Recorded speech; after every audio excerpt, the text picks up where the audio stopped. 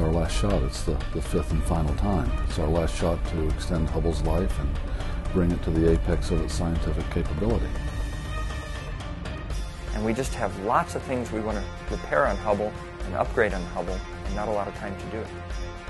And we're going to take up everything we can take up. And on this flight, it's about 23,000 pounds of hardware. This is going to be a very exciting, complicated, and challenging mission.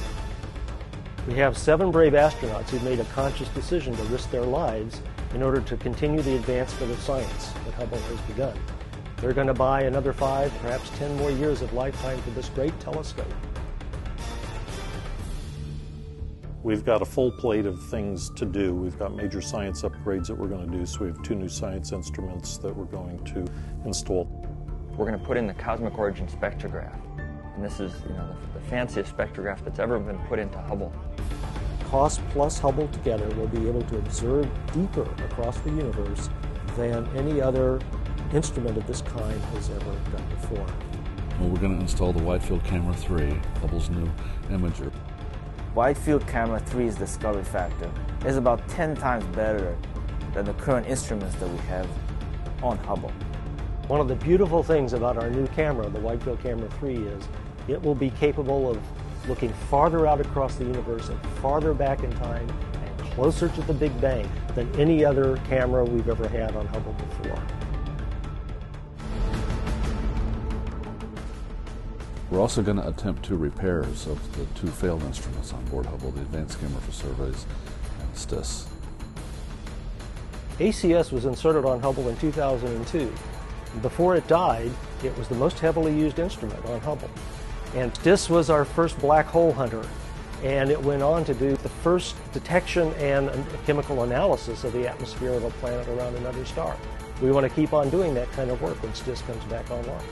And this will be the first time that we've ever done an in situ repair of science instruments, so this will be a big challenge.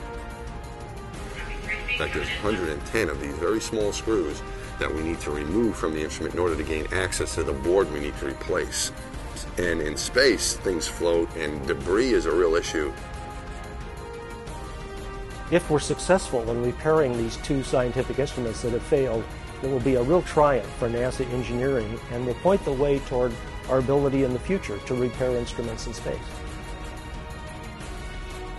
We want Hubble to last a while longer as a spacecraft. And since this will be our last opportunity to go service it, we're going to do things like change out all the gyroscopes that help Hubble point. We're going to put in a new fine guidance sensor.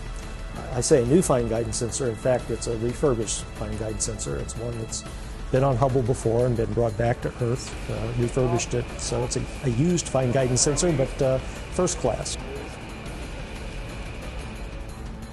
We're going to change out our batteries. Never put in new batteries since Hubble was launched. We have some insulation repair work that needs to be done. We're going to install a new outer blanket layer called a noble, which is a solid. It's not a blanket anymore. It's a solid sheet that will go over the blanket. And we'll also be installing a soft capture mechanism on the aft bulkhead of Hubble that will help facilitate a future mission to Hubble, primarily for the purpose of deorbiting it at the end of its useful life.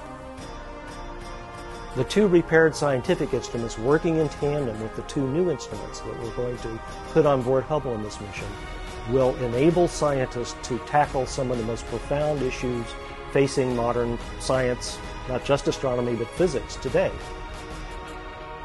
This, in my mind, means that when the astronauts leave Hubble after servicing Mission 4, it will be at the absolute apex of its capabilities.